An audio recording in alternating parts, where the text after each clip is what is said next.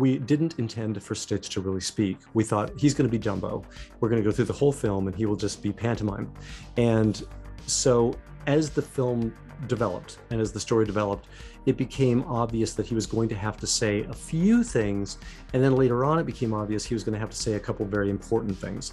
So as I pitched my boards, I would just assign it this voice, which it's a voice that I used to, annoy people at the studio. And I'd call them on the phone and go, hello, how are you doing? What are you doing? So I'd call them up and use that voice and stuff like that. And Dean said, my co-writer, said, Dean DeBlois, by the way, Dean DeBlois is 50% of the directing and the writing on this project. And he said, well, why don't we just use that voice? It works. So I started recording the voice and we would drop it into the reels and stuff like that. We wanted to avoid hiring like a real actor. The fear was, and it's a legitimate fear, is that if you hired somebody like, Robert Redford to come in and do like 18 words, that eventually the studio would turn around and go, what are you doing? Give him a bigger role, and that the studio would push back and go, he needs more words, he needs a bigger role. And then that would start to throw the story and the characters off balance. The idea of having somebody who's a nobody like me do the voice works really well because no one is going to ask for more of me. So I get to do just as much as we need and no more. Hey guys, it's your host Julian. This week I sit down with the father of Lilo and Stitch, Mr. Chris Sanders. Chris talks about how the voice of Stitch came to be, some fun stories with Roy Disney, How to Train Your Dragon, and so much more. Chris was one of those guests that I never thought I would have on, and just to sit and kick it with them was truly a special moment for me. I hope you guys enjoy the show, and thanks for listening. Ladies and gentlemen, welcome to What's in My Head podcast. I'm your host, Julian, and today I'm joined by the father of Lilo and Stitch, Mr. Chris Sanders. Chris, thank you for coming on the show. Hello, thank you for having me. Oh, man, you are one of those guests. Not only have I heard your name pop up on one of my favorite animation podcasts, the Bancroft Brothers podcast. I loved hearing the stories that they've told about you. And then you actually popped up on my John Sanford episode too, because he said you and him were really big. He was talking about, and we'll get to Lilo and Stitch. When we were talking Mulan, he was like, we would bump into each other. I think it was album stores or record stores.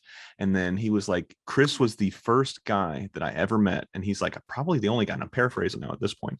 But he was like, when he said he was going to pull an all-nighter, he was pulling an all-nighter. And I can't remember what scene you were working on or that he was referencing, but he was like, we went home. Well, I went home. And then he's like, I came back the next day and Chris was wearing the same clothes. Oh, yeah. He was barely there physically and mentally because he literally pulled an all-nighter. And then he was like, he walked into my office and he was like, I drew this for you. Or I drew this and I just need to give this to you. And I need to start doing this more often. And he told me this story and I thought it was hilarious. And I'm like, man, Chris has been such a huge part of my childhood and my adulthood and now my kids' childhood. I was like, I got to have the guy on, man. Do you remember that story that John Sanford was talking about? I remember a lot of late nights on Mulan. I'll tell you that was one of the hardest films we ever worked on. Mm-hmm. That was 6 years start to finish. That was extremely long for an animated film, for any film, but even for an animated film, that was I would say that would be a little bit too long, because if you think about it, people who gave birth to children at the beginning of the thing brought them to the premiere as 6-year-olds. Yeah. So that's too long.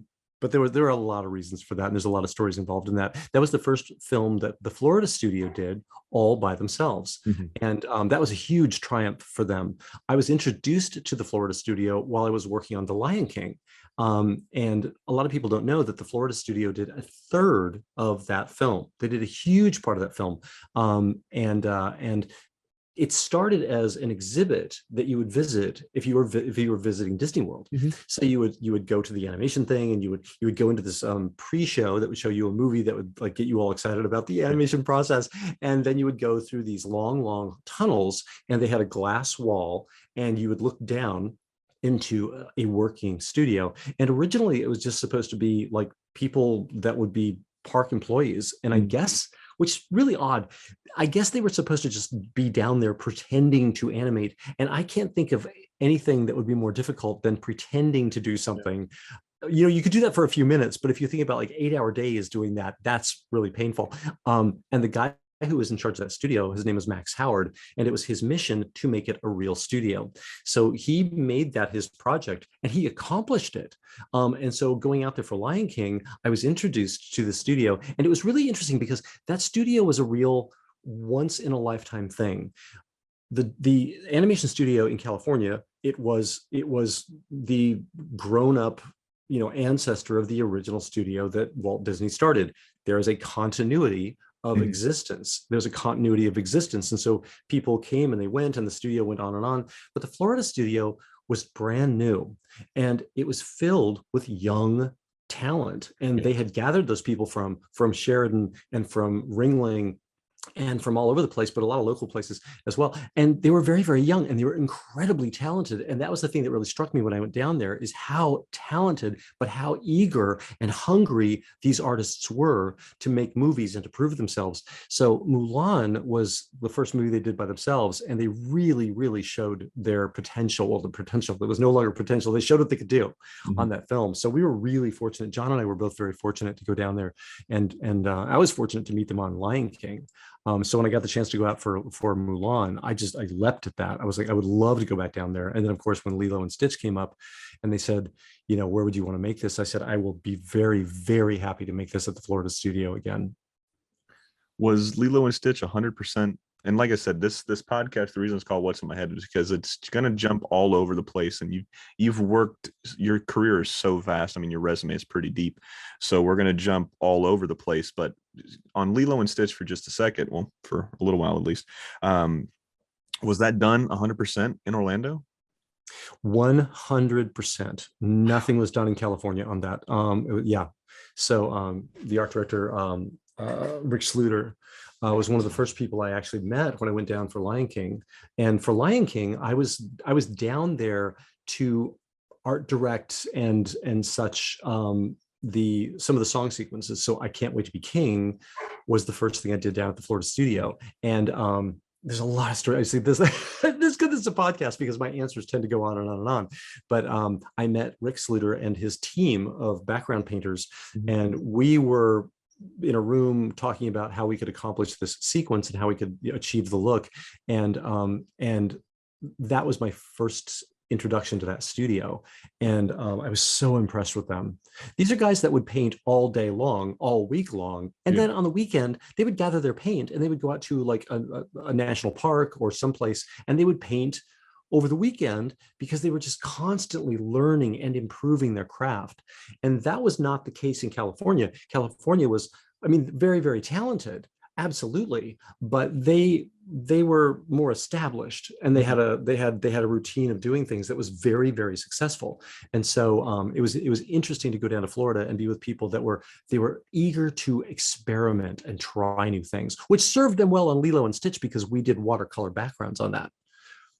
That's what made it so, like, I remember seeing this movie as a kid.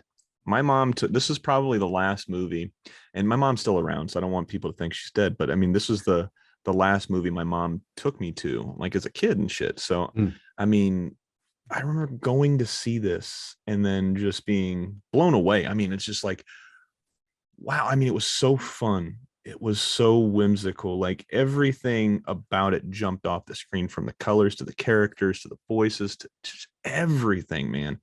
I know you've told the story 1,000 times, and I've heard the story about how the voice kind of came into be. But for the fans that might not have heard it, man, where were you when Stitch kind of came into your life? Do you remember? Got to imagine you do. Do you mean like the character, the voice? Or... Yeah, we'll start with the Stitch. Yeah, we'll start with the character, or the voice. Excuse me. We'll start with the voice, and then we'll go from there. Yeah, we didn't intend for Stitch to really speak. We thought he's going to be Dumbo. We're going to go through the whole film, and he will just be pantomime. And so as the film developed and as the story developed, it became obvious that he was going to have to say a few things. And then later on, it became obvious he was going to have to say a couple very important things. So as I pitched my boards, I would just assign it this voice, which it's a voice that I used to, annoy people at the studio. And I'd call them on the phone and go, hello, hello, hello, how are you doing? What are you doing? So I'd call them up and use that voice and stuff like that. And Dean said, my co-writer, said, Dean DeBlois, by the way, Dean DeBlois is 50% of the directing and the writing on this project. And he said, well, why don't we just use that voice? It works. So I started recording the voice and we would drop it into the reels and stuff like that. We wanted to avoid hiring like a real actor. The fear was, and it's a legitimate fear, is that if you hired somebody like, Robert Redford to come in and do like 18 words, that eventually the studio would turn around and go, what are you doing? Give him a bigger role, and that the studio would push back and go, he needs more words. He needs a bigger role. And then that would start to throw the story and the characters off balance. The idea of having somebody who's a nobody like me do the voice works really well because no one is going to ask for more of me. So I get to do just as much as we need and no more. But boy, oh boy, were you wrong. Because I got to imagine on a daily basis, how often, first off, I told you I wouldn't ask anything personal, and this is kind of personal, but it kind of not. Do you have kids? Yeah. One. So the only reason I asked that question is because so we've got almost a 13-year-old, and then we have a 1-year-old. My youngest son will be a 1 in 2 days, right? He turns 1 on Fridays. Hey! Yeah, so I'm super pumped. So I'm reading him a book every single night before we go to bed, and then it's the same book every night as of not as of late, but probably for like the last 7 months, it's been the same book every night. I'll start reading one, and he's starting to say some word. He's starting to say book, and he says ball, and say dad and mom and stuff like that. Or he say Bubba for brother. So his book is Where the Wild Things Are, right? So I don't know what it is about this book, but I was reading like 4 or 5 different books to him, and before we hit Where the Wild Things Are, and I see this one, and he just goes, ooh, right. So that's the first thing he says. I'm like, man, this might be the one, because we get 2 pages into it and he just didn't care. So this one, I would start doing all the voices whenever the wild things start, talking and stuff. And then he would get smiley, right? And I do it with my older son too. But at a certain stage, my son would go, Dad, just read it regular. You're not good at these voices. It's just, kids are the most honest people you'll ever meet, right? So you just, Dad, just do a regular voice. Just read it. You don't have to do these voices that you're bad at. I got to imagine, with you having kids, how often did they ask you to do Stitch? Oh man, I don't. Only once in a while, Really? I don't think. Yeah, because I don't think she was like, by the time she understood that I had done that, it was probably like beyond. If I'd had a Stitch book, it probably would have been different. Yeah. Yeah, not that often. I do now that I go to Comic-Con. I go to Comic-Cons all the time and stuff, and people will come up and we'll do that and that kind of thing. And for a while I couldn't do it just because I had a little bit of surgery on my neck for a non-serious issue, but I just had to have the little thing, my neck had a little thing, and I couldn't do it for a while. But then I got it back. So I'd still do it. Like I do it like probably once a month. I go down to the studios here in Burbank and do a recording for a video game or a cruise show or a parade. I do a lot of parades, which is fun. I'm glad they keep bringing you back, because I hear all the time. The only reason I asked you that story was because I had my first guest on this podcast was a legendary Rob Paulson, legendary voice actor, right? One of my favorite voice actors of all time. And he's most known for, just depending on the generation, but most notably, he was Raphael in the '87 TMNT show. And in the 2012, he was Donatello. So one of the first questions, and I go back and I listen to that episode, and it's so cringeworthy because it's like third episode or third, time interviewing somebody or having a chat with somebody. And then, so I'm asking him this question. I'm like, how often did did you have to do it? Or he's like, my son's friends would call me all the time, or they would call him and they say, hey, can you put your dad on? They're like, hey, Mr. Paulson, Mr. Rob, can you do Raphael? My friends are over here. Can you do it? And he would go right into it, or he'd go through the drive-through. So anytime I get to have somebody that's got some voice acting chops on, I like to ask what's the craziest place they've ever done it. So have you ever went through a drive-through and done Stitch through a drive-through? Okay, that's kind of funny because I did a whole TikTok where I was doing that. It was only a few months ago, and to my complete surprise, there was a huge Stitch promotion, and that was going to be the toy and the Happy Meals. Yeah. And I thought, oh, I'm going to do a TikTok, and I'm just going to go to I'm going to go to all these drive-throughs, and I'm going to order things as Stitch or as though Stitch is in the car with me. And I did that, and I recorded a bunch of them, and then I put them all together, and no one got it. Like What? no one got it. Everybody Uncultured. I mean, people understood me, but they were like, uh-huh. And what else do you like? I think they were just, yeah, they were like, and They hated their life. they just went through the normal routine of like, and do you want a drink? You want fries with that? Yeah. Yeah. Shamrock shake, I would say. And they'd go, okay. Or do you want, or they'd say milk? Did you say milk? They're like, no. Shamrock shake. So yeah. But it was fun. The first time I did it, I was like so nervous. I'm like, are they just going to yell at me or throw me out or something like that? But they were like, and then pretty soon I realized, oh, they're just not going to react. If you're into anime, manga, comic books, movie reviews, or just pop culture, Spoiler Force Podcast is the place for you. Not only do I talk about nerdy topics, I have conversations with a variety of guests, such as musicians, Comic-Con artists, cosplayers, other podcasters, and people from all over the world. Join me as I go on this journey to find ways to help others express themselves with their creativity. They're like, whatever. You ever tried to use it on the cop? Never had that opportunity. No? Thank goodness. Oh, that's fantastic, man. So with Lilo and Stitch, I'm glad you brought up Rick Sluter, because I'm in talks with him coming on. We're trying to get our schedules to match up. So he'll be coming on soon too, because his name has popped up a few times. I had Aaron Blaze on not too long ago, and Tom Cito as well. And they both brought up Rick, and they said how phenomenal he was. And it's so crazy. You were talking earlier that the younger cats would leave from the Orlando studios and they would go and paint. They would go. Aaron told me that they would go to the zoo all the time, and they would just get the animals in their natural poses, or they'd find something. And it's crazy on how many of those younger guys that came from Florida, they didn't really want to do, like, I think Aaron brought it up. He's like, I really didn't want to do animation. He was like, I wanted to be a wildlife painter and a photographer and all this other stuff. I want to be a wildlife artist is what he said. Is there just a common link with Disney and that style, like that wild animation, or that wild artistry? Because you guys use so many different animals in all of these movies, these anthropomorphic animals. I mean, is that just a skill that accelerates or sets somebody apart as far as an animator goes for the Disney studios? It'd be a really interesting thing to study, actually, the different avenues by which people found their way to the studio. There's absolutely like animals and art and stuff. It's got to be a common thread. Yeah. I remember I was watching an interview with Glenn Keane, and he's a great interview. Yeah, he is a smart guy. But he said one time, I remember in an interview, he said that a lot of us do what we do because we want to be actors, but we're more actors on the inside. Mm-hmm. And I think that is true. Like, I like to express myself, but I'd never had this urge to get up in front of people and sing or dance or act or anything like that.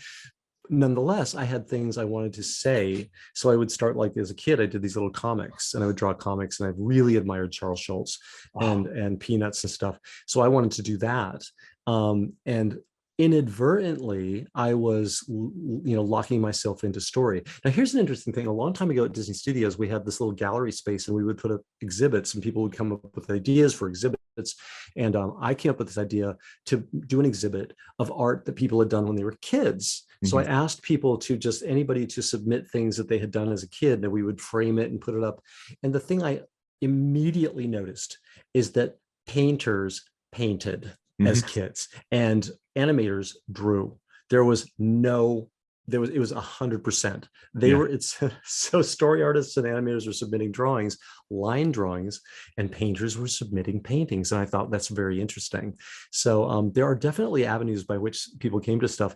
I was inadvertently getting a little bit of contact with story, and I didn't really understand how important that was. And this may link to something we want to talk about a little bit later, but I remember when I was a kid, I would be very anxious to watch anything on the wonderful world of Disney that talked about how the studio worked.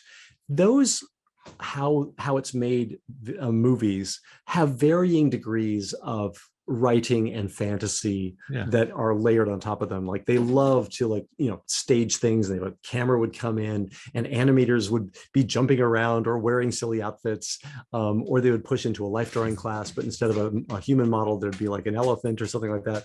But the one room that they tended to not focus on too much was story. And I was really fascinated and confused by that. Like there would be a door, it would say story, and I thought, what even does that mean exactly? And the weird thing is, at the same time, I'd be wondering, how is it that all these animators know that? I really did think that animators came in, they sat down at a desk, and they started drawing something that they really loved, like an owl doing something. And later on, all this stuff would sort of magically link up and make a film. And of course, I was missing the obvious answer, which is it's the story room that is guiding this whole thing. And so later on, that's where I ended up. And then I learned later that if you want to direct, if you want to write, if you want to do these things, story is the place you want to be, because that is, at the end of the day, that's the thing that guides everything. When Dean and I directed Lilo and Stitch, was the first thing that we both directed. We directed it together, and we actually had a conversation like, well, how are we going to do this? Because we both come from we storyboard for a living, and we don't animate, we don't paint backgrounds, we don't work with camera. How in the world are we going to do this? We're out of our depth. And we both realized that, what, we'll just do it by staying in story. Whenever we talk to an actor or an animator or a background artist, what we'll talk about is story. So we'll say, in the story, this is what we need. And one of the things that really worked out well with that is it let people do what they do. I didn't try to insinuate myself into an animator's office and tell him how to move a character. I would let them decide that. I would simply say, or Dean would say, at this moment, Lilo is this, she's this or that, and you figure out how to do that. And it really worked out well because we didn't try to over control anything. Our motto, or I guess our guiding principle was that we will tell people what we need, and they're going to go away and they're going to bring back something. And if what they bring back, whether or not it matches what I had in my head, if it accomplishes the goal, then we're done. Yeah. And that's exactly what we did. So animators would be able to do things in their own way. And so many times you'd get something so much better than you were imagining. Same with background, same with camera, same with all this stuff. And we've always stuck to that. So story is, if anybody wants to do anything, and maybe we're getting ahead of ourselves, but if anybody wants to do anything in film or animation or whatever, you want to start in story. Yeah. And keeping it on Charles Schulz for just a second. So I'm a huge Schulz fan. I don't know if you'll be able to see it, but here, boom. So my little Snoopy and my Woodstock, and I can't do it on this hand, but my little Charlie Brown is on that side. I'm a huge, it's disgusting. I'm a huge Charles Schulz fan. That guy has came up more. I had the curator on back in January. I think it was like the first week of January. I had the curator for the Charles Schulz Museum, and he was a phenomenal get. Like hearing some of those stories that he would tell, or his wife would come in and tell about Old Sparky. Were some of my favorite stories I've ever gotten to hear on here. So I'm so glad you brought them up. But sticking on Lilo and Stitch and the story department for just a few. How personal was Lilo and Stitch? I got to imagine with this being, you were the voice. You're the embodiment of Stitch, So, how personal was this story to you?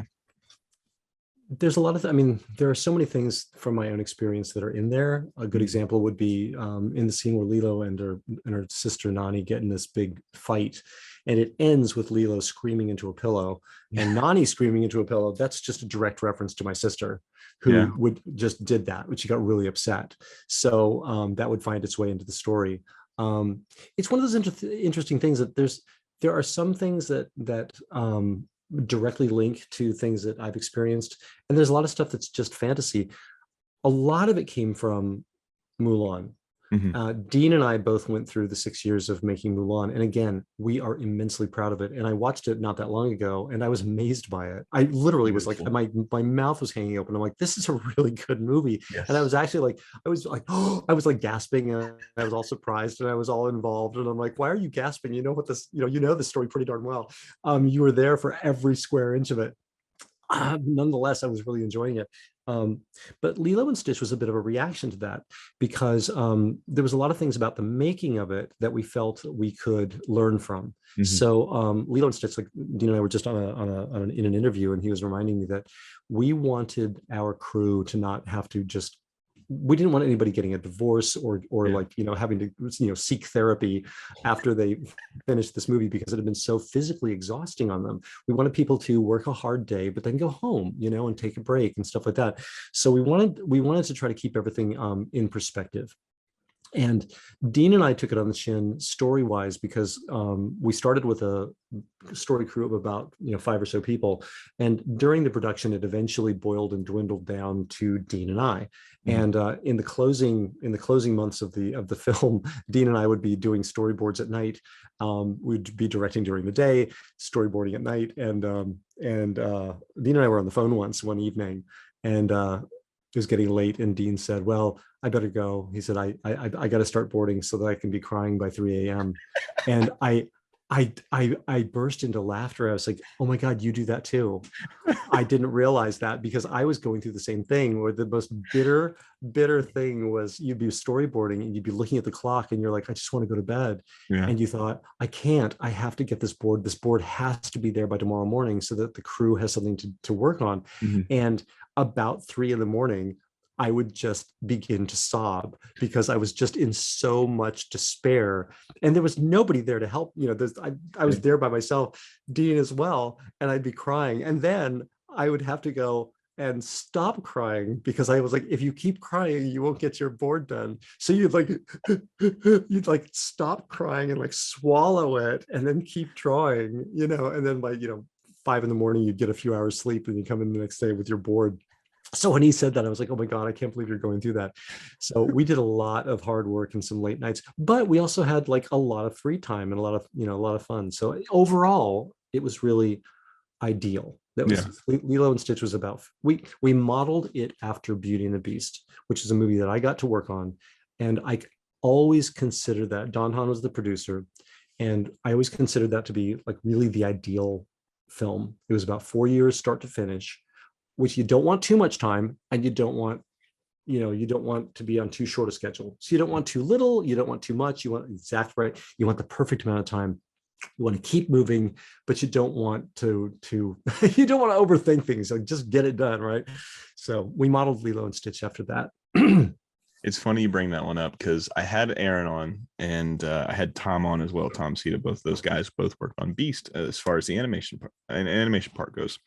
And I can't remember how we got to it. He was like, yeah, but it was like 4 movies. And I was like, what do you mean 4 movies? And I can't remember if it was Tom or Aaron, but I know it came up with both of them.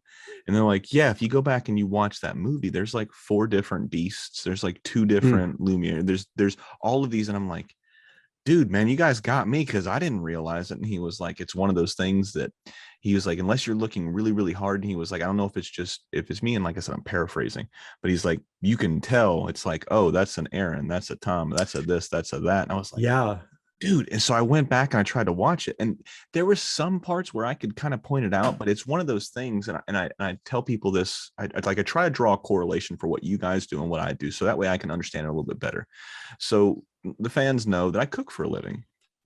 And it's funny, you guys say you're going to cry at 3 a.m. So whenever you get crushed in a dinner rush or a nighttime rush or a lunch rush, just whatever it is, holidays, you just look over at everybody, and everybody's trying not to cry. You've just been beating the shit out of all day. That's all you're doing is slinging plates. And then the first thing everybody does as soon as they say, all right, shut it down, they turn off the grills. Most of the time people just leave the fucking stoves on and they walk away, but they turn everything down, and they're like, the first thing everybody goes out, they're just like, fuck, or they go in the freezers and they start crying. Or I've seen this, one of my favorite things I've ever seen is we got crushed on a Mother's Day weekend, and Mother's Day, Thanksgiving, New Year's Eve, and there's like one more holiday. Those are like, and New Year's Eve. Those are our biggest days in the restaurant industry. Those are the days that make and break most restaurants right there. Wow. We did like 500 plus covers for Mother's Day brunch and into dinner service. And there was really only 4 of us, right? So we walk outside after this, and then I look over and I'm seeing everybody, like I've already seen them mentally break at least 4 times on the line during the service. Now I'm seeing them physically break, right? So I don't smoke cigarettes, I smoke weed. So I don't smoke when I'm at work. I only smoke when I'm at home because I'm so terrified of getting into a car and then being the reason somebody doesn't make it home, right? So I always make sure I'm home, or I always make sure I got a driver. So I look over, and then one dude is just chain smoking 2 cigarettes at once. So the other chef comes back out and he was like, hey, let me get one of them cigarettes. He's like, but you don't smoke. And he was like, I'm going to fucking start today because that was the most, he's like, I've been doing this shit for 20 years. He was like, this is the most stressful thing I have ever been a part of my life. And he was like, I need a cigarette. He's like, all the movies, that's what you do after a hard, stressful day. You smoke a cigarette. He's like, I want to see if this shit's real. So he starts smoking, takes one puff, and he's like, man, I'm gonna vomit. So he flicks the cigarette and he goes back inside. I'm pretty sure he was crying in the freezer before we all got back in there. But yeah, it's funny. Like I said, when you draw those correlations, like, oh man, everybody cries at their job. Just depends on what time of day it is, right? So this is really interesting. We've had a few meetings. Like, one of the things that people really never talk about is the meetings that we have after these screenings, because the finished movie is not the finished one. That it was not the first one you did. There are many versions of the film, and I came to fear this one particular room in Park Avenue, this building in Park Avenue, on Park Avenue in New York City, and it was a Disney building, and we would have meetings. And I never had a good meeting in this room. And I can tell a story that I don't think I've ever told it. And there's one story. We had a meeting with Michael Eisner after a screening of Mulan, and it was just a really hard meeting. And after we had like worked so hard on this thing, we just felt so defeated after this meeting. And I remember walking down the hall thinking, I had become so attached to the movie that parts of my life were really eroding while I was trying to get this movie. And I was like John said, there were periods of time where I just wouldn't leave the studio because I felt if I left that in editorial, it would go off course, because there was a lot of personalities that we had, to varying degrees, we were in conflict over the story. And I was the head of story on that whole thing. And I was taking it extremely personally at one point, and I fought for that story. And at one point I was fighting for it night and day, and I would stay late and come in early to make sure that I never left the studio unattended. I wanted to be there no matter what, because I wanted to counter anything that was going wrong story-wise. Yeah. And so I was walking down the hall after this meeting in Park Avenue, and I was back in my hotel, and I remember just thinking, I wasn't 100% serious, but I was thinking, like, if I threw myself out a window of this hotel and left a note that said, I need this one story beat to work this way, would my death ensure that they were, well, Chris killed himself, so let's go ahead and do that, But I was so frustrated so many times and desperate story-wise on that thing. But I remember in the same room, we had a screening of Lion King, and I was a story artist on Lion King, and and then I moved into production design, which got me to Florida. And I remember that we screened the film, and Jeffrey Katzenberg was there, and Michael Eisner was there, and Jeffrey was usually the guy that we sparred with. over the story, and he would challenge us on things, and he would question things, and we would fight with him on things. And that was mainly the directors that had to endure that. But as a person on the story crew, I was always there, so I knew exactly what was going on all these things story-wise. And we went into this screening room, and we showed the film, and Michael was very distracted. He had had some really tough things happen that day. He had some meetings ahead of time, and I remember that I was sitting right behind Michael, and he was looking at the movie, but occasionally he would look down, and I could tell that he was thinking about something else. And he was a really attentive guy, really smart, really attentive, and he paid attention to these things. But this was an anomaly. I was sitting right behind him, and I was really far back in the theater, and I was the only person behind him.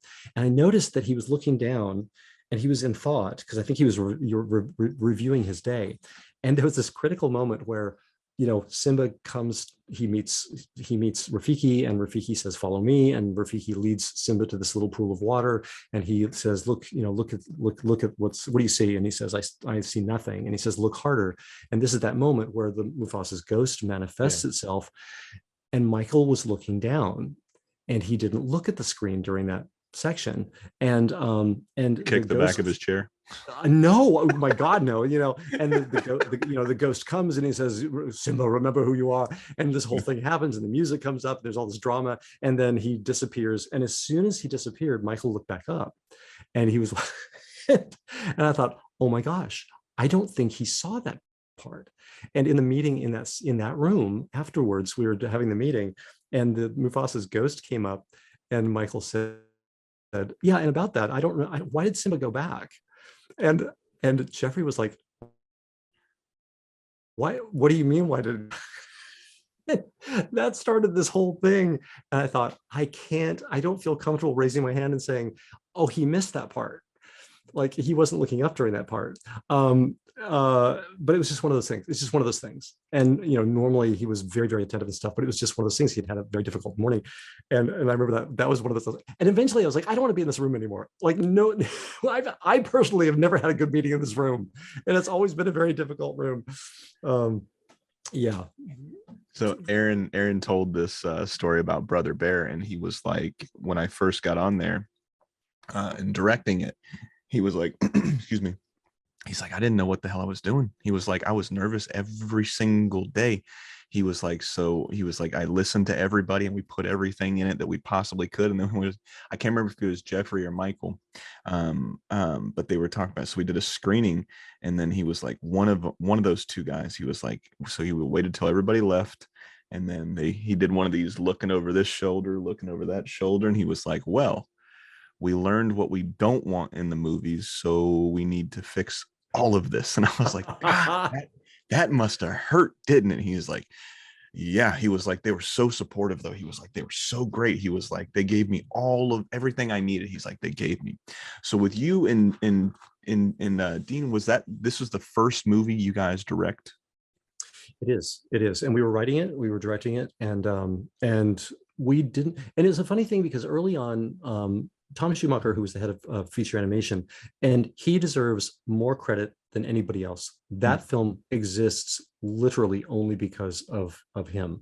Yeah. He protected that film. He believed in that film, and there's a lot of things about that film. The reason it is such an anomaly in animation and in the Disney series is because of Tom Schumacher. He was like, this is a quirky movie, and early on, when he saw the outline boards for it, one of the first things he said was, this movie, its strength lies in very fragile places. Mm-hmm. And this movie will not survive the normal process that these films must endure. So he said, this film needs time to grow strong enough to withstand that kind of scrutiny and those kind of notes. And so Dean and I were like, well, what are we going to do? And he said, we're going to hide it. Mm-hmm. And so that film was not seen by the people on the main lot until it was nearly finished. And we would ask Tom, like, so how are you managing to like get this whole thing, like? And he said, I go to these meetings, and we go through the list of things we're working on, and when we hit Lilo and Stitch, they'll say like, what is this? And he's like, oh, it's a thing, we're working on it, it's not quite ready, but we'll let you know.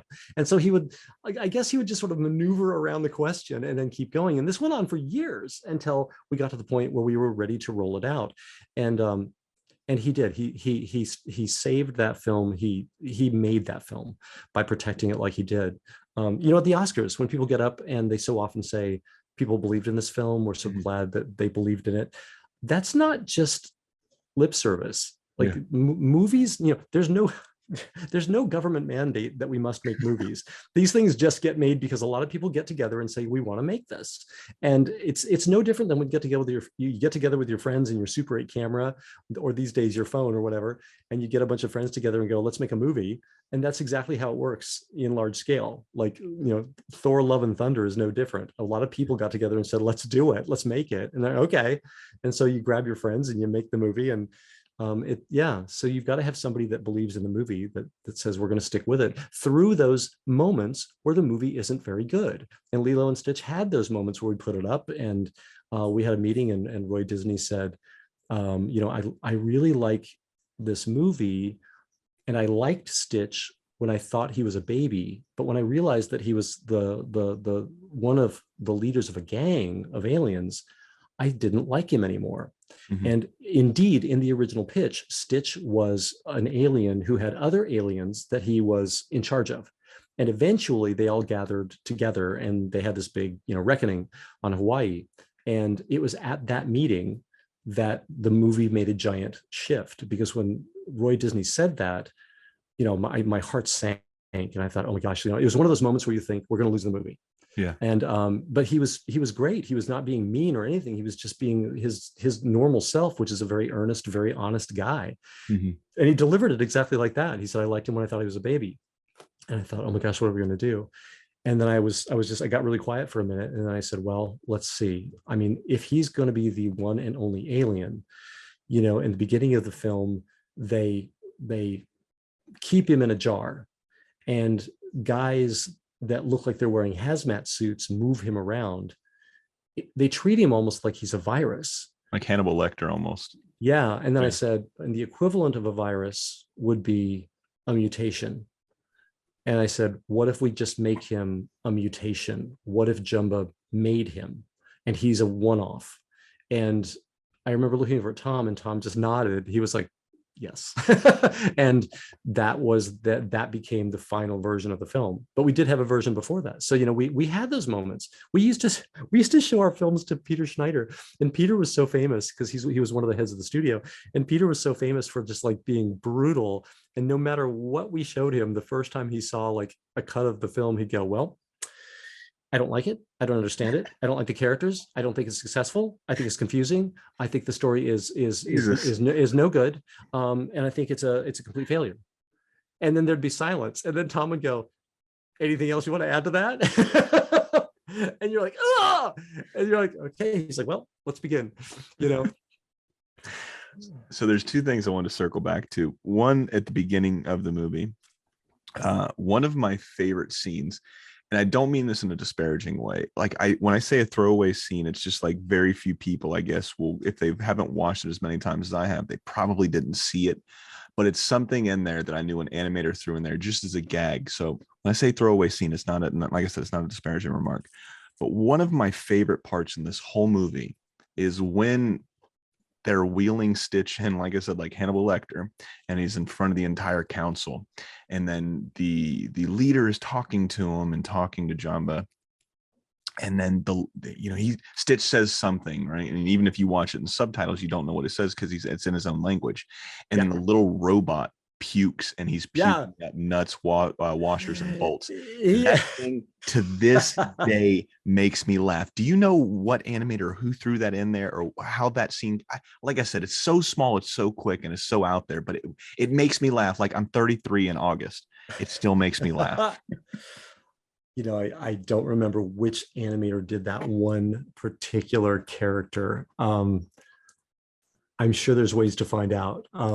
But Yeah, yeah. I'm gonna look And at the thing he says is a thing that I have to get into a lot because, I did a thing online about this whole thing, and people then say, well, what did he say?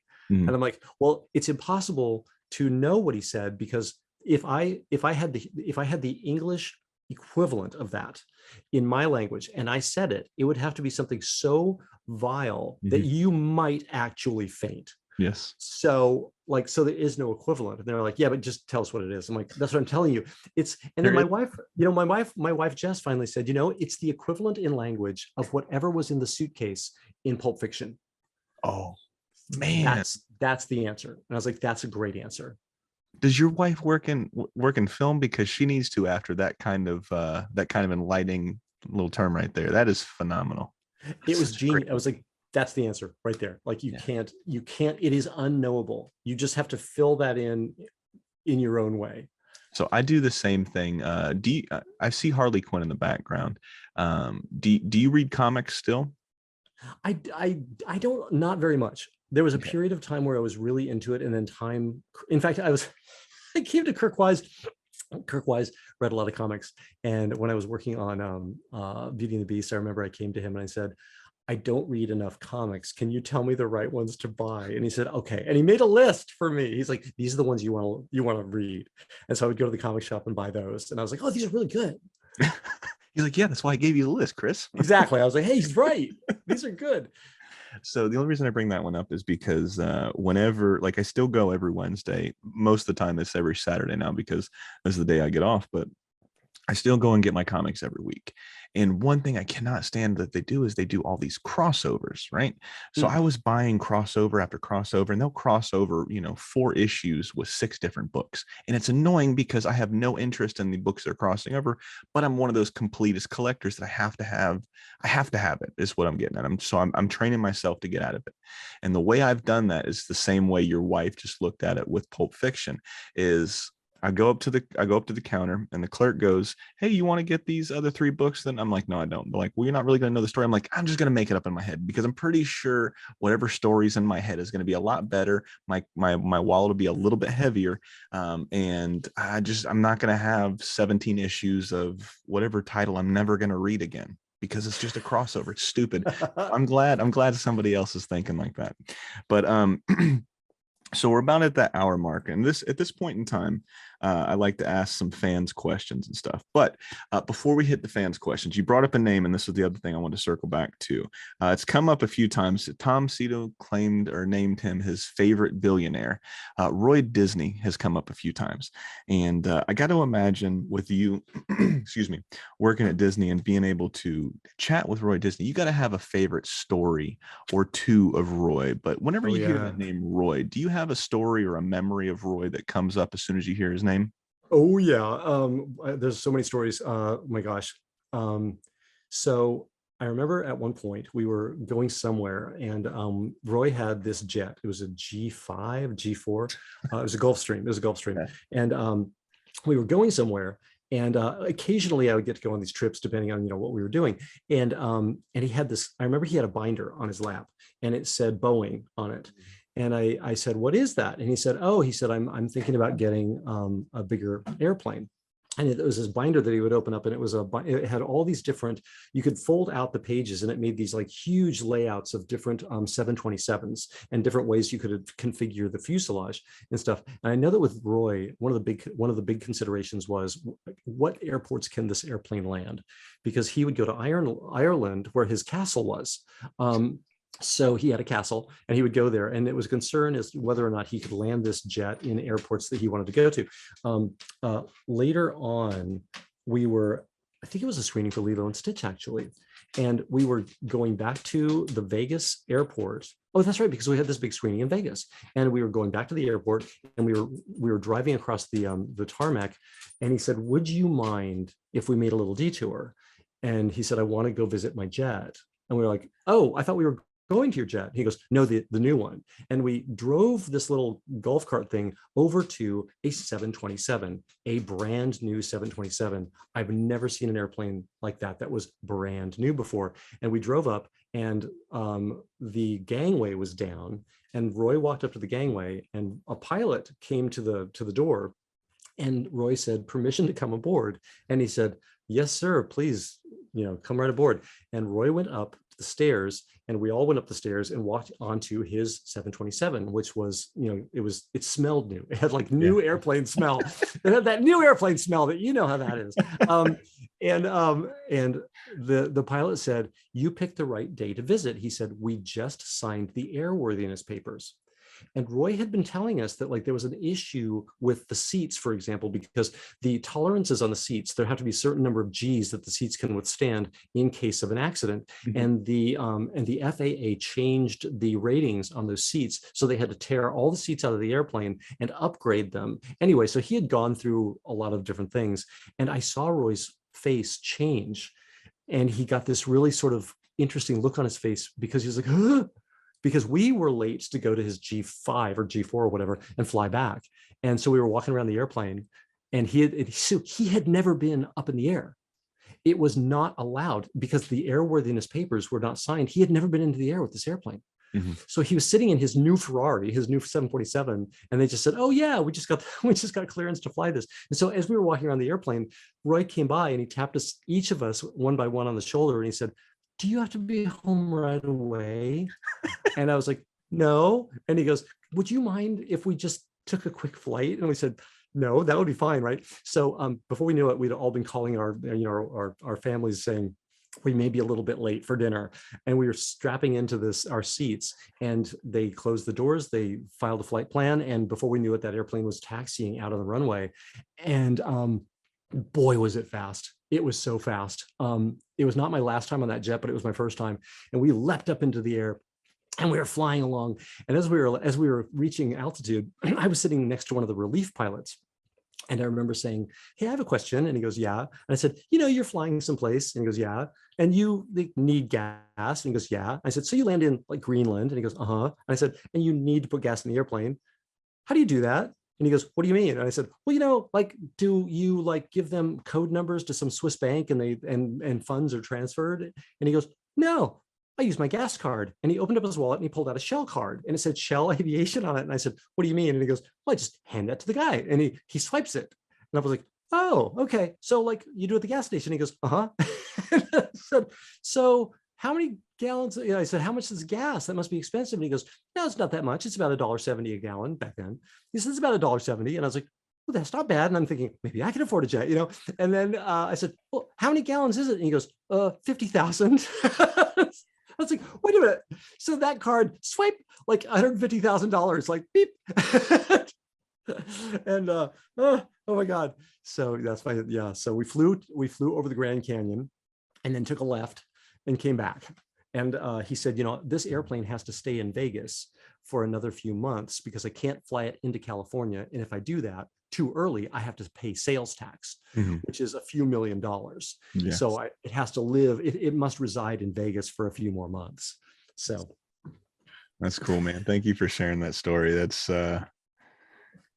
man, I've gotten to see some of those. I was in the Navy for a little while. My last few commands were aviation. So I've gotten to see some of those credit card bills pile up, and just a little screw that you can go to Home Depot, Lowe's, right? Looks exactly the same as some of these aviation screws.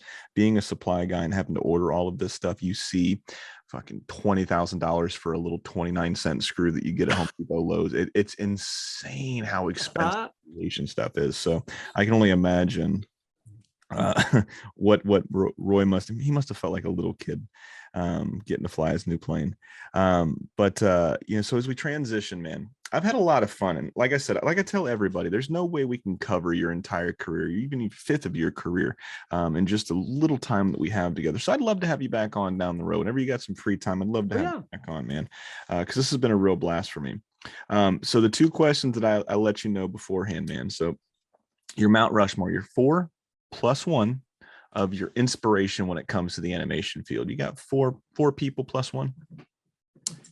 Yeah, I'd say like animation / art. John Lounsbury. Mm-hmm. He's one of the 9 old men, and I don't think he gets enough love. I think is he your favorite out of the 9 old men? He is. I love his animation. He did the wolf in Peter and the Wolf and stuff like that. John Lounsbury, and then drawing wise, Carl Barks. He did these amazing Donald Duck comics that I could go through a whole heap of comics and always pick his out because I knew his art style so clearly. Um, I would definitely say Beatrix Potter, huge influence, her art. Heinrich Clay, and if you're in animation, you know Heinrich Clay. He was the inspiration for a lot of the stuff in Fantasia. And then one of my biggest, just in again animation art, is for me it's all the same. A guy named T.S. Sullivan, pen and ink drawings that I've seen a few of his originals. I've seen a few Heinrich Clay originals as well, and love the art style. So those are my big ones. And then you said it was Beatrix Potter? Beatrix Potter. She's the one that did, yeah, she did the Tale of Peter Rabbit and all of those. Okay. Just so admire her art. I love asking this question because I get names that I'm not very familiar with, and then I get to go home and, well, not go home because I'm already at home, but I get to go and research all these people, so it gives me something to read or something to watch. Out of the 9 old men, Mark Davis has always been Cruella de Vil alone. I mean, just she is such a perfect villain. I mean, and then I recently just bought his book, Mark Davis Renaissance Man, and just going through it and looking at his pen and just his charcoal, and then the next couple pages would be paintings, and then the next would be animation. I'm just like, the term Renaissance is not a strong enough word for Mark Davis. I mean, I'm looking at this and I'm blown away. Like, you read the stories, like he used to trade these drawings for butchers. Like, he would go and he would give these butchers drawings and stuff like that for food or whatever it was, and he would just he was trading it for paper, butcher paper, so he could draw on paper. So he would give people drawings and they would give him butcher paper. It's so wild and so crazy to think, over 100 years ago, what people were doing to kind of fuel their interest or their passions, right? So he's always been my guy. That's fantastic. Yeah, I love. Did you ever get to work with any of the 9 old men? So I went to a Halloween party, and it was oh my god, the guy who did one of the sequences that was the biggest influence on me. He's the one of the trains. Ollie? No. Frank? No. Oh my gosh. He had the big glasses and the trains, and hold on. I'm gonna use my milk. No, you're getting all of them except him. Wait a minute. This is me. Ward Kimball? Ward Kimball. Okay. I had a friend who was friends with Ward Kimball, and I went to a Halloween party where we all carved pumpkins, and Ward was there. So he's the only one of the 9 old men that I met in person. One time at CalArts, actually, when that book, The Illusion of Life, came out, Frank and Ollie did come to that, and they did a signing, and they signed a book. So I guess I could say I met Frank, Ollie, and Ward Kimball. Yeah, that's really cool, man. So the second question is, if you have 2 books that you could recommend to any fan of animation or anybody that's in the animation field that for sure should have on their bookshelves, man, what 2 books would you recommend? I mean, of course, I'm going to hit The Illusion of Life as that one. I'm trying to think art book wise, because did you guys do an art of Lilo and Stitch? We did. Yeah. The story of the making of Lilo and Stitch. It's a hard book to find.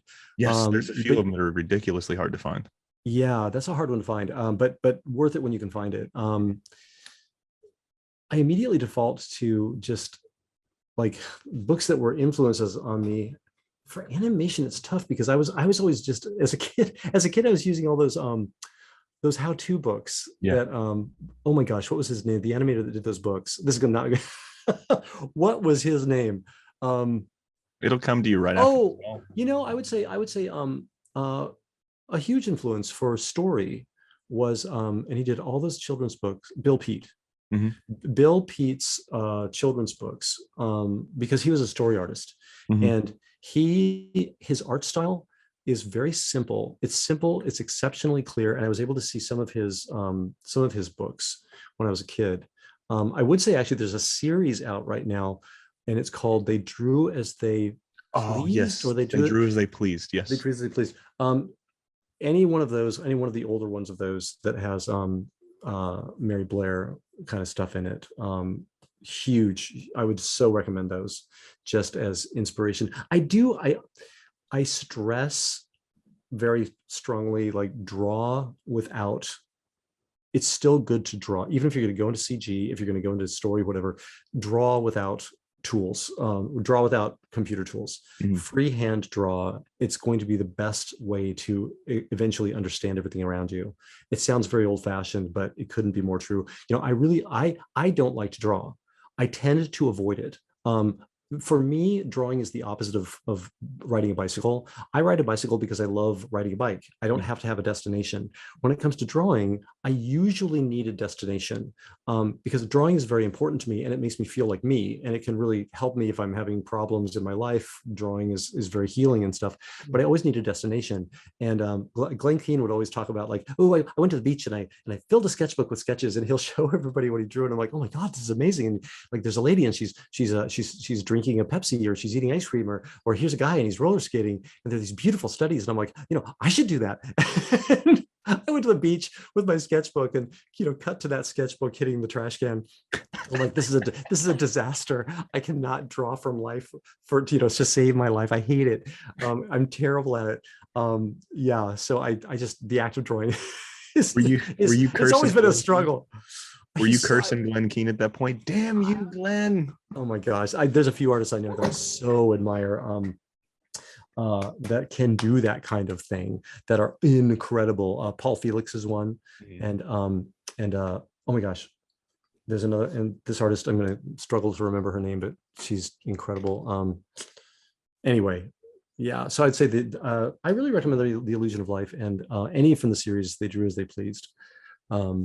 Just, it will put your head in the right frame of mind to do something like that. Speaking of Glenn Keane's, you were talking about him going to the beach in his sketchbook. Any chance that scene with the heavyset foreigner or heavyset American guy that was on the beach, that always had his ice cream drop and always sunburned? I always felt so bad, because being a redheaded dude, I can't go out in the sun. I'm allergic to the sun, essentially. My people do so well. Like, if it ever comes down to it where it's just nothing but rain, my people are going to do quite well, because we won't be held back by the sun rays. But was that a possible nod to Glenn Keane there, when his little sketchbook was that little guy there eating ice cream?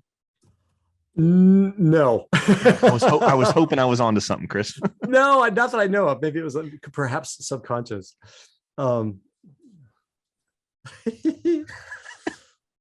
And maybe next time I can sit here and try to connect them dots a little bit better. This is one of my favorite questions, and we'll get right into the fans' questions. We'll try to ask as many as possible. We'll try to answer as many as possible. But this one's always fun, because it's always interesting names to see what you guys throw out. So, animation recommendation. This is where you guys get to recommend somebody that you think would have a great time on the show. Who should we reach out to and say, hey, would you like to come on the show? That's a good question. I mean, Rick Slater for sure. Rick Slater is such a good one. So many I work with. Alex Cooperschmidt. Have you talked to him? I don't think so. Alex is great. I mean, he was the lead on Stitch. So he's fantastic. Yeah, I'm looking forward to having Rick on. So we'll reach out to Alex. That's always fun, because it's always interesting, because whenever I have one of you guys on that have worked with you, I always get really, really good stories. I actually got a really fun one when I had John Pomeroy on a couple weeks ago. Tom Cito asked me to ask him to explain that scene when, because did you work? I can't remember. Did you work on Pocahontas? I didn't. That was one of those things. You were either working on Pocahontas or you were working on Lion King. Got you.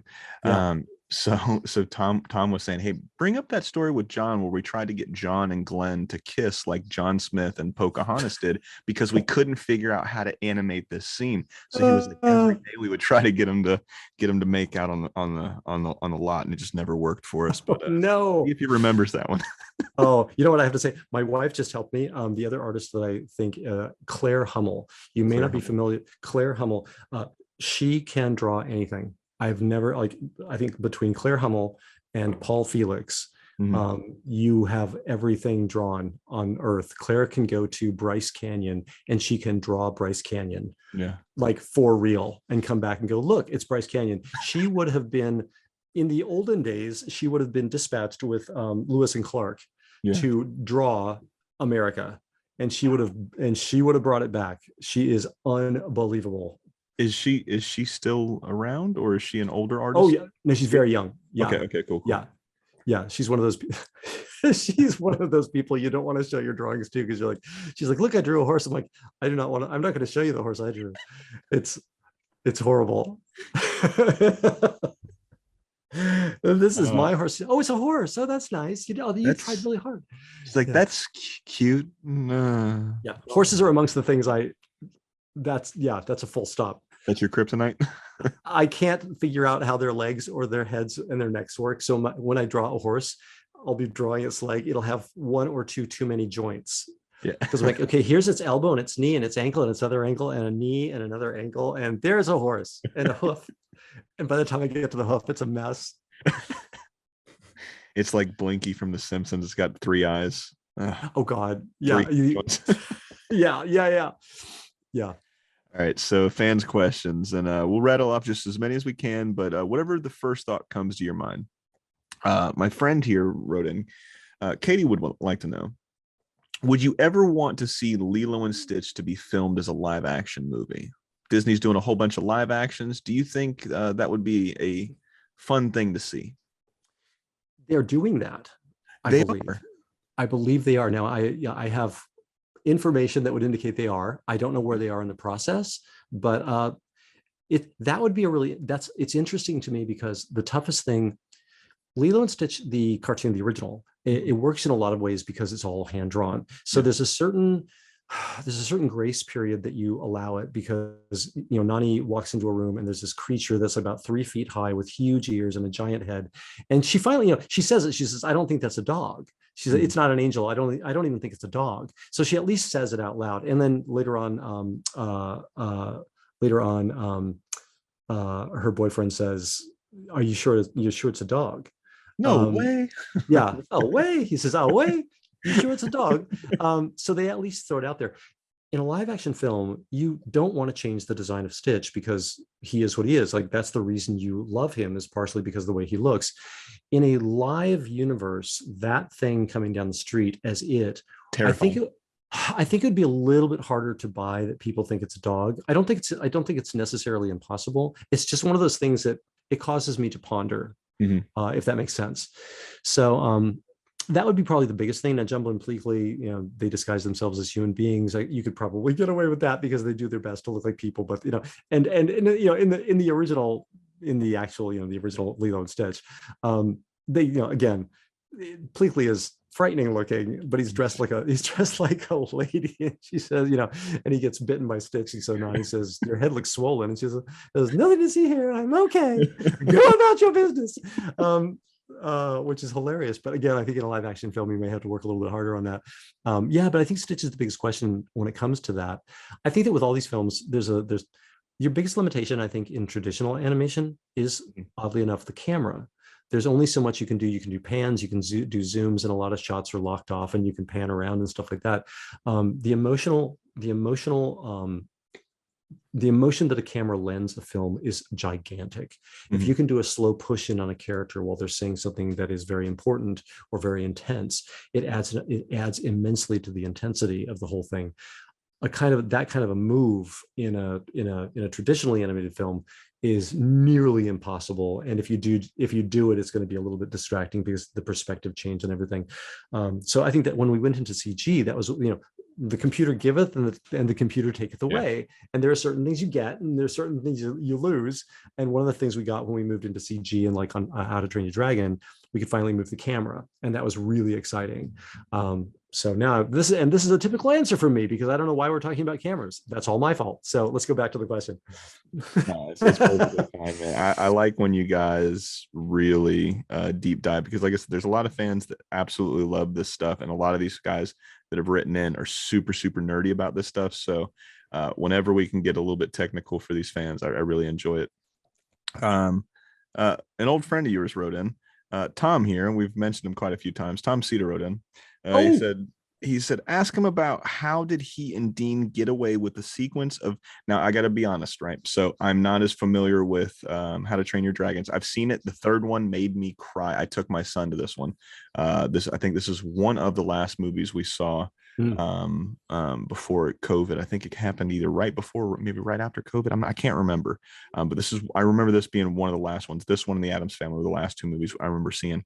But with the third one, so with the sequence of Toothless and Hiccup making friends, almost 2 full minutes without a word spoken, but vital to establish the relationship.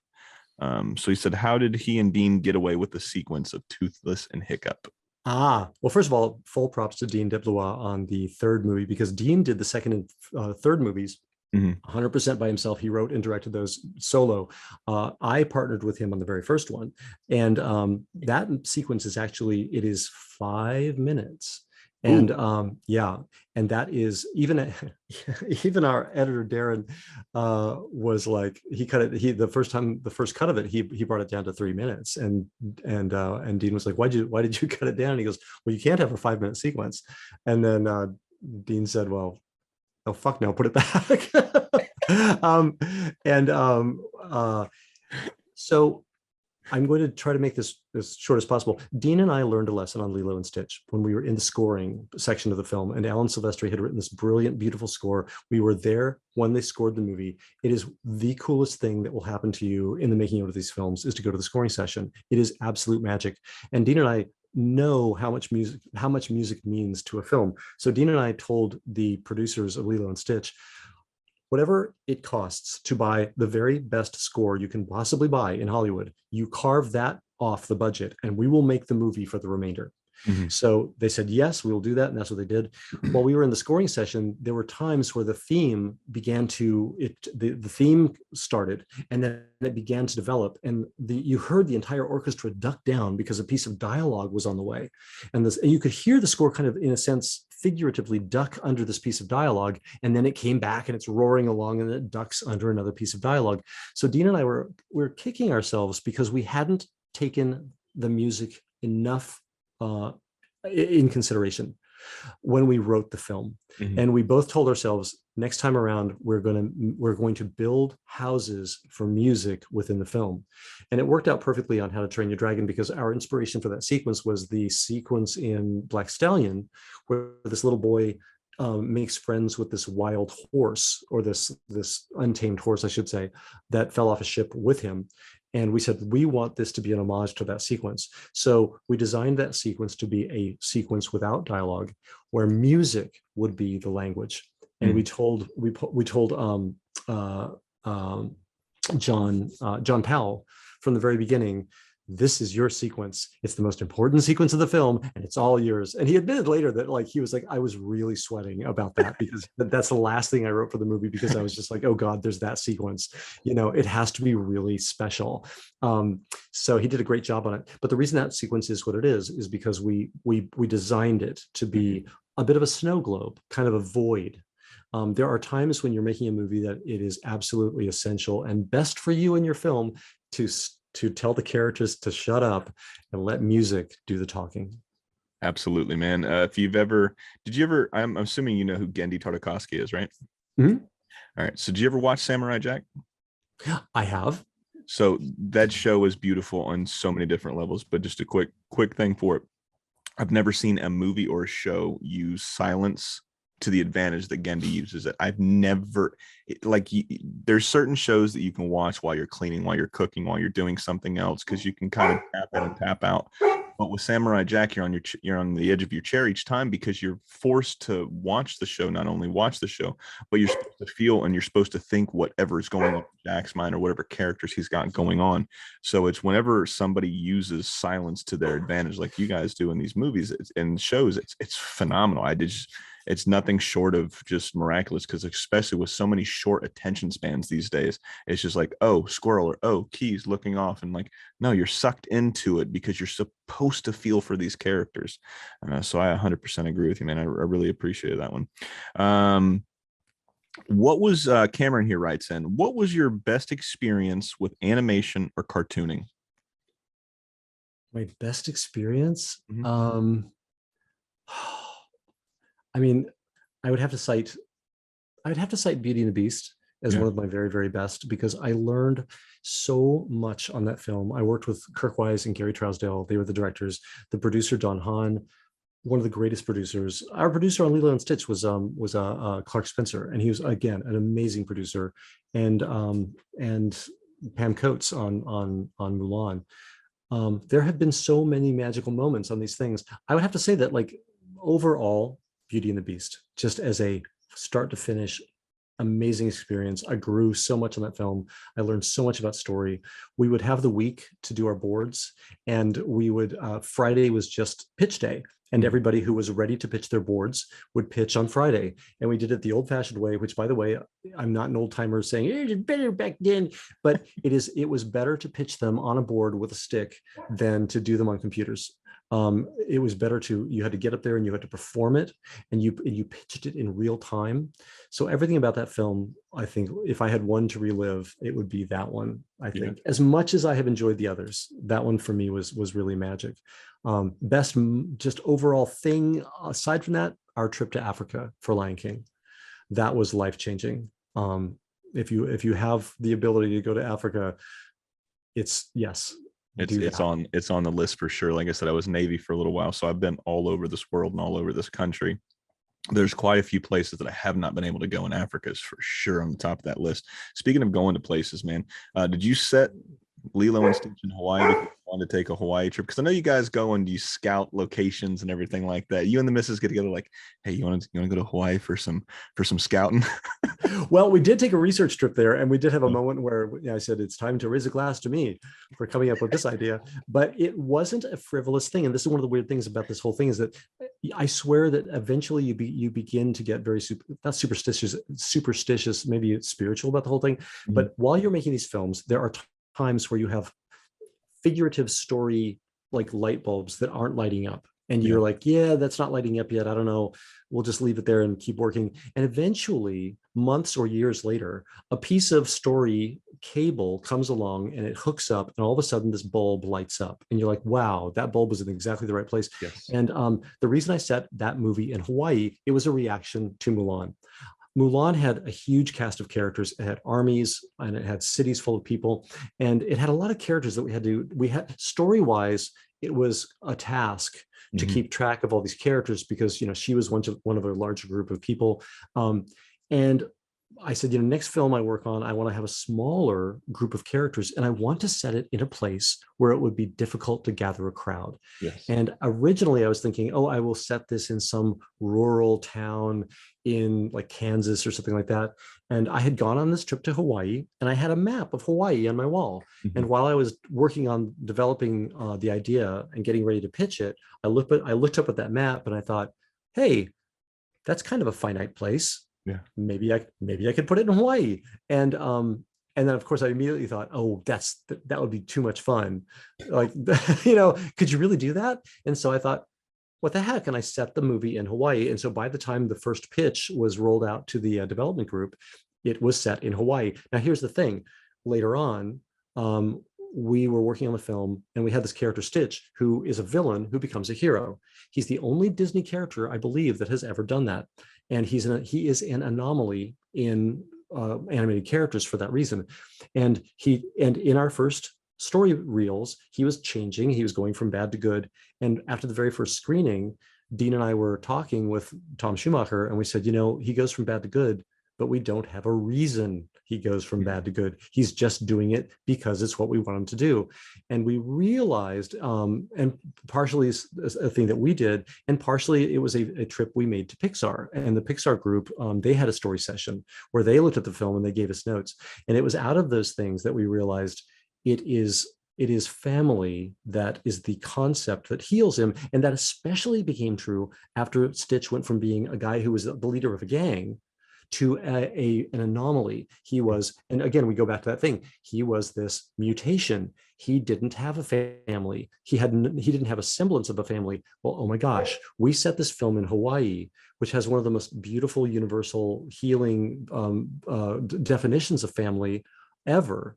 which is in family, we learned that ohana means that a family is whatever you want it to be. Yes. It can be a group of friends. It doesn't have to be, blood relatives. So here was this character who needed to change from bad to good, and family was going to be the thing that changed him. And we set the film in Hawaii.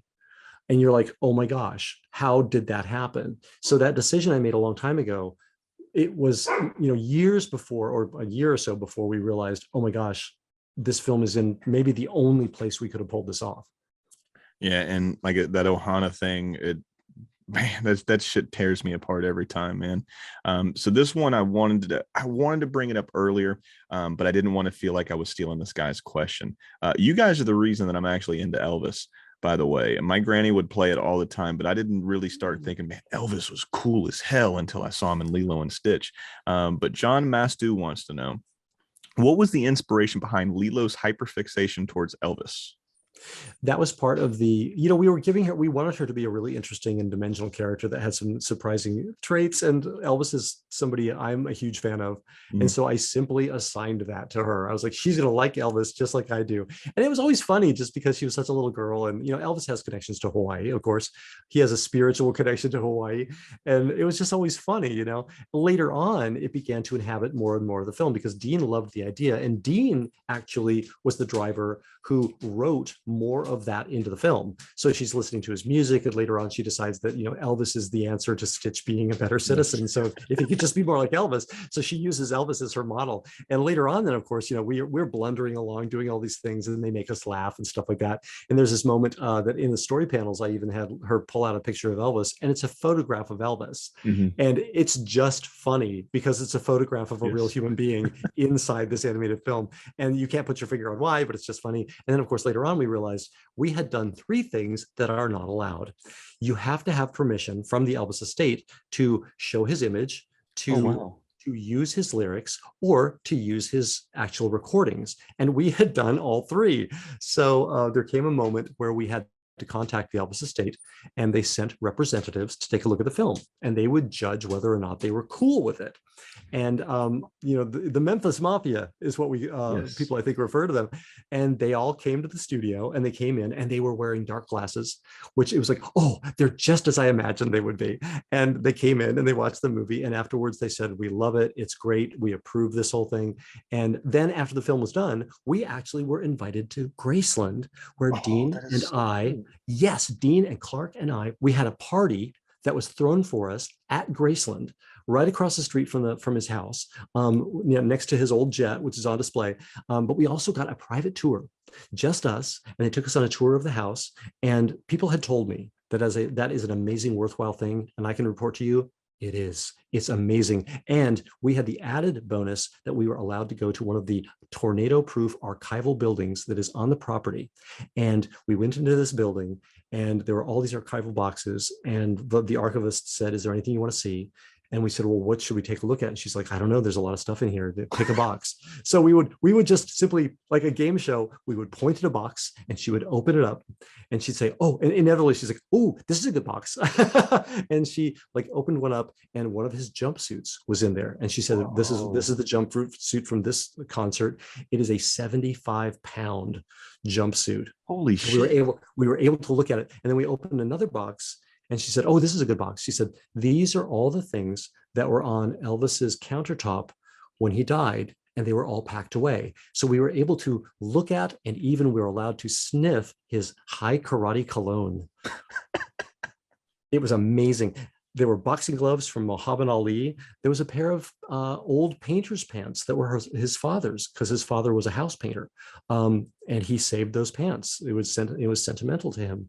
And I even got to look. I saw Lisa Marie's birth certificate. On the way out, there was a flat file, and I said, can I peek in the flat file? And she goes, yeah, sure. And she opened up the flat file, and right at the very top was a birth certificate with little purple footprints on it. So they were so kind and gracious and so helpful, and they were amazing people. I have to say, I cannot thank them enough. Dean and I received the keys to the city, which is actually it's a certificate. It's not a giant foam key, so you're able to carry it with you. And but no, they were amazing, and they gave us that tour, and his house is incredible, and it just made me love him even more if that's possible. That's so cool. Thank you for sharing that story. What's your favorite Elvis song? Oh God, now you're doing it. Uh, I think Burn in Love. Yeah. Yeah, yeah, yeah. If I was going to listen to one over and over and over again, driving across country, and that was, Chris Montan, who was the head of the Disney music department at that time. He said, we want to do a cover of Burn in Love, and he said, really the closest living being to Elvis, I think, in some ways, is Winona Judd. Mm-hmm. And he said she can deliver on that level. And so we got to go to Memphis. Was it Memphis? No, it was Nashville. We went to Nashville, and I got to see her record that song. And oh my God, I get chills just remembering it. Man. That's so cool. And The Ghetto has always been my favorite. It's such a sad song, but it's such a deep song. Oh yeah. Where are we at? Oh, here we are. This one's fun, but I'm going to chop it up just a little bit. He said, Lilo and Stitch is one of my favorite animated films of all time, and I love How to Train Your Dragon as well. Thankful for your efforts. My dog. Okay, hold on. He likes Elvis too. Dog, boy, girl. What's the name? It is Buck. He is the actual dog that we used as a model for Call of the Wild. He Yeah. lives with, there's a whole story to that. We'll have to tell it another time, but he senses there's another dog out front. Okay, go ahead. Hold on. Pull him out of here. Hold on. Come here, buddy.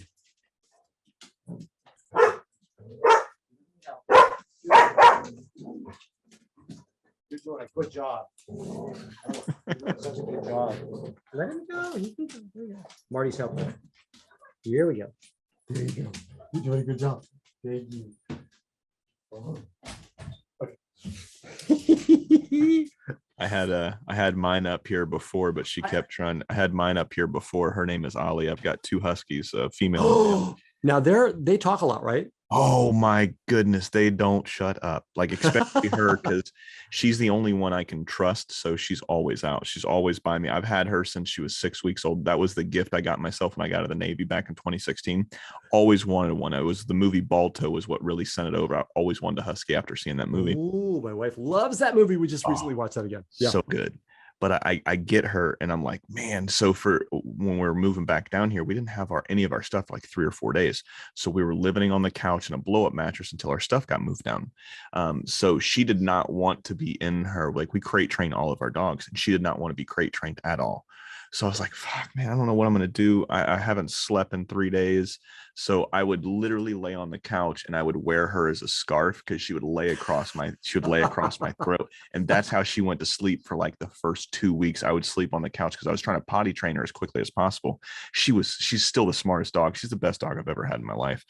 The male husky, he is extremely dumb. Sweetest dog I've ever had in my life, but he is dumber than a box of rocks. He makes up for it in love and affection, though.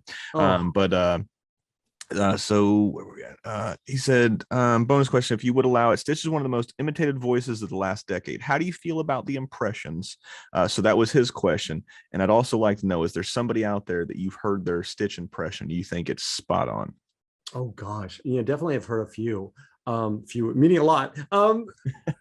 I couldn't tell you who was the most spot on, because especially at Comic-Con, a lot of people come up and they will, I'm really I am proud of people. They're like, I want you to give me your assessment.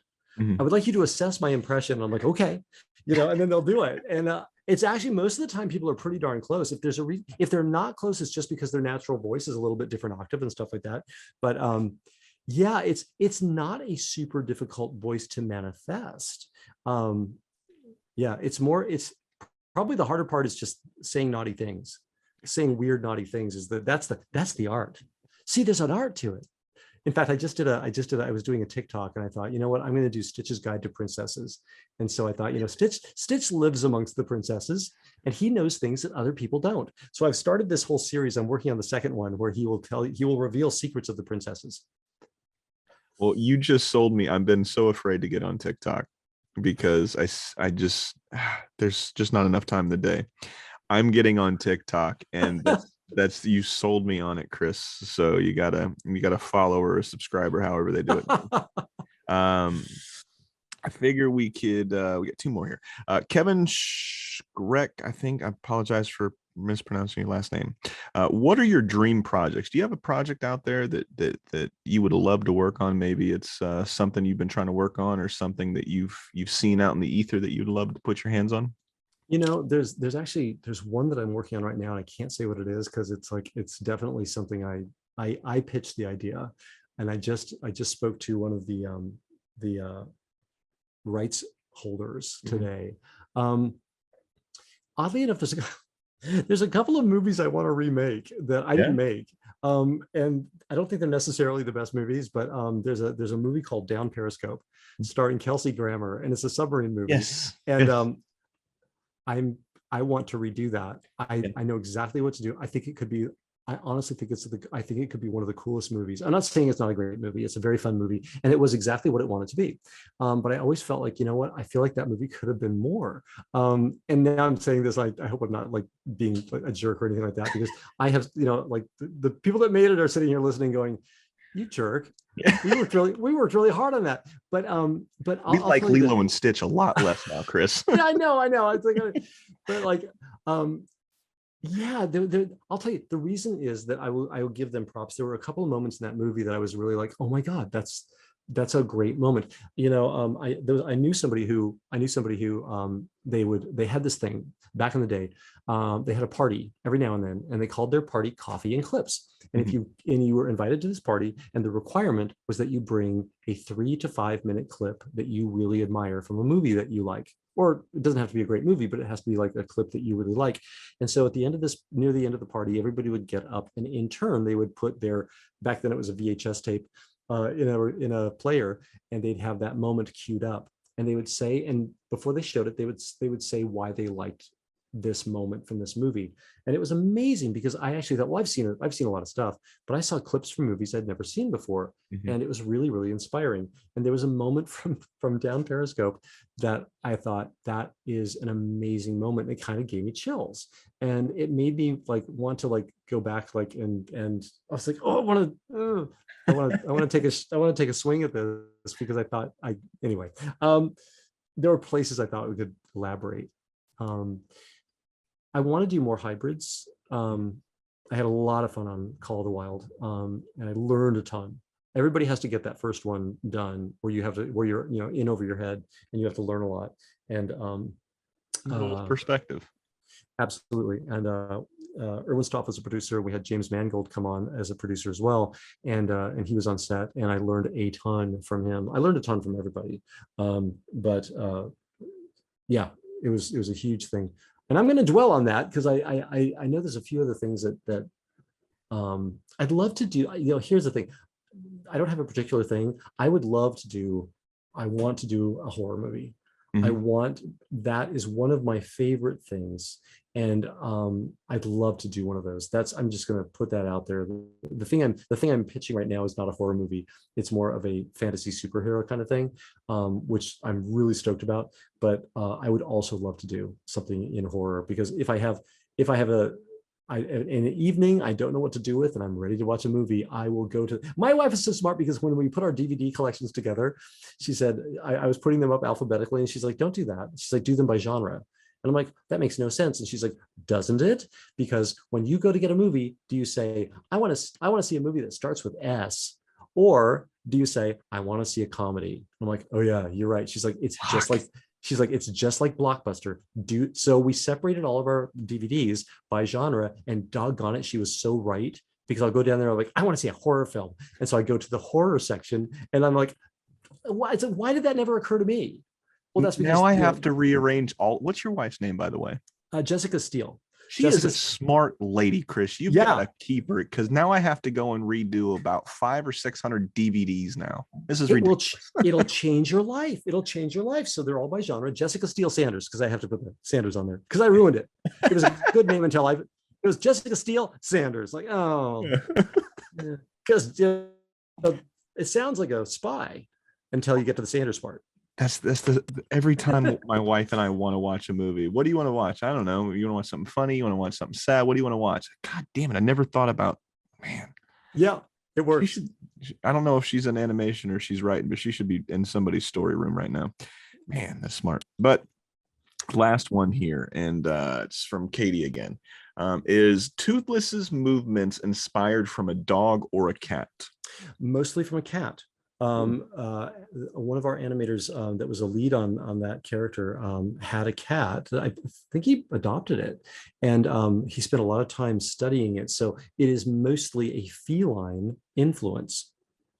Beautiful. Well, there Yeah. you go, Katie. That was that question. Chris, I got to say, man, this has been a lot of fun. I've really had this chat.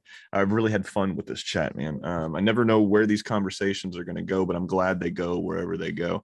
This has been one of my favorite ones. Really been looking forward to this one. Where can folks go and find you if they want to see what Chris is up to or what he might be having coming down the road? Where can they go and find you at? I have an Instagram, but I have not been super active. I do occasionally do updates on that. I think probably, oddly enough, TikTok is something that I'm going to do more like live, kind of like, or not live, but like every now and then if something important is coming up. Like we have Comic-Con coming up in about 3 weeks. Oh my God, I'm freaking out. So we'll be at San Diego, and then later in the year we'll be at Lightbox, which is big animation September. Channel, yeah. Yeah, so that's a really good one. They had their first one, and then the pandemic hit, and they had to lay low for the next couple, but it's back this fall, so we'll be at those. And so I'm going to tend to lean towards that. Beautiful, man. There's no other way we can end this other than he's been Chris. I've been Julian. This has been What's My Head podcast, and this has been another piece and a very big piece of your childhood. Good night. My guest next week is longtime Simpsons director Tim Bailey. Enjoy the teaser. So my first day, like I get there early, nobody's there. I'm hanging outside, smoking. Get brought in or whatever. Actually, the first person I ever met was Mark Kirkland. Oh. Mark Kirkland was at like the breakfast truck that used to come there. And I was like, oh, and I saw him. I was like, oh, you work here? Just trying to make it. He's like, yeah, I work here. And turns out he was, a director. I didn't know. But I remember the one thing I remember most, besides Kirkland being the first person I met, was at the supply cabinet. They opened the supply cabinet and they're like, you need this, do you need peg strips? I'm like, sure. Yeah. Like I didn't know shit. Like I didn't know peg strips. Yeah, peg strips, for those who don't know, it's like if you want to move the drawing on paper, you cut it and it's just a strip for the pegs to go on the animation disc, so you can put it a different way. And I had one director that used to call me Freddy Krueger because I would always rearrange stuff and move my paper and tape it up, and it was all fucked up and taped, because I would just slaughter it because I would be like, oh, this shouldn't be like this or whatever. You remember which director? That was Susie Dieter, actually. I do remember that. Shout out to Susie. Yeah, good old Susie. That was my first day. Man, I didn't know anything. Like everything I know about animation, I learned in the show. I mean, I've been on it 27 years. I mean, I've been on it a long time in many different, I think the only director who's actually done every art job on that show.